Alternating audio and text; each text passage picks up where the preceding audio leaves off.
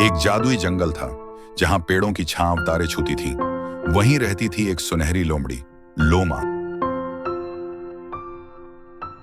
वो हर रात आसमान को देखती, तारों से बातें करती।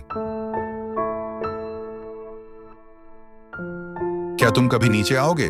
वो पूछती। एक रात एक छोटा तारा उसकी बातों में खो गया और फिर वो धरती पर आ गिरा। नहीं, गिरा नहीं, आया था सिर्फ लोमा से मिलने। लोमा ने हैरानी से देखा। तुम सच में आए? तारे ने मुस्कुराया। तुम्हें देखने का मन था। वे दोस्त बन गए। तारा उसे सितारों की कहानियां सुनाता, आकाश गंगा की उड़ानें दिखाता। लोमा उसे जमीन के खेल सिखाती, बारिश, मिट्टी और जुगनू। एक ऊंची पहाड़ी पर वो दोनों एक साथ लेट गए, खामोशी से आसमान की तरफ देख रहे थे। अब मुझे वापस आना चाहिए, सितारे ने आहिस्ता से कहा, वरना मैं बुझ जाऊंगा।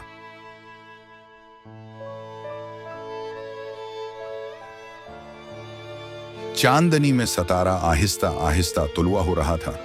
लोमा नीचे थी, उसकी आंखों में खामोश आंसू। सितारा खत्म हो गया था, लेकिन लोमा हर रात उसे ढूंढती थी।